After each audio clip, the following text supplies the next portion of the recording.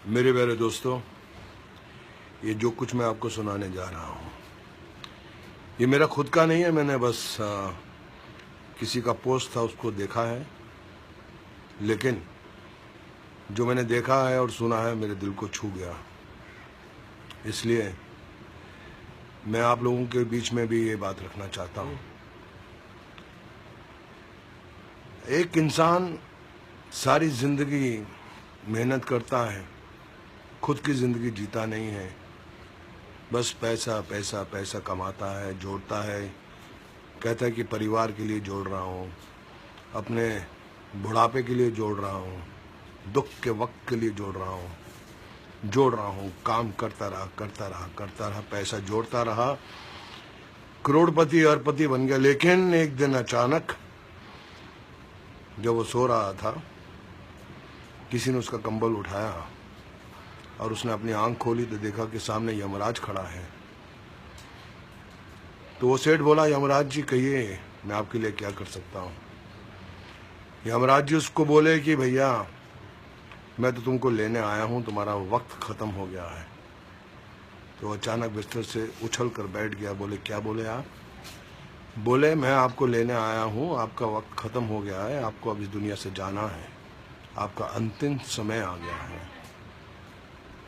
तो सेठ घबरा गया। बोले कि यमराज जी मेरे पास बहुत धन है, बहुत दौलत है, करोड़ों रुपया है, मैं आपको 10 करोड़ रुपया देता हूँ, मुझे एक दिन और जीने का वक्त चाहिए। यमराज ने बोला कि नहीं, आप अपना समय खराब कर रहे हैं, चलिए आपका जाने का वक्त हो गया है। वो सेठ बोला कि मैं आपको 20 करोड़ देता हूँ, मुझे शाम तक जीने का वक्त दे दो। उसने बोला क्यों अपना वक्त खराब कर रहे हो भैया, वक्त आ गया तुम्हारा। सेठ बोला मेरी सारी दौलत ले लो, मुझे 1 घंटा 1 आवर 1 घंटा जीने की मोहलत दे दो। उसने बोला नहीं। बोला मेरा सारा धन दौलत सब कुछ ले लो, 1 घंटा। बोले नहीं, तुम्हारा वक्त आ गया है, तुम मेरा भी टाइम वेस्ट कर रहे हो, चलो तुम्हें जाना है। सेठ की आंखें गीली होगी। बोले ठीक है, मेरी आखिरी दरख्वास्त है कि मुझे एक खत लिखने का वक्त दे दो। यमराज थोड़ा इमोशनल हो गया और बोला ठीक है, जल्दी लिखो और चलो मेरे साथ।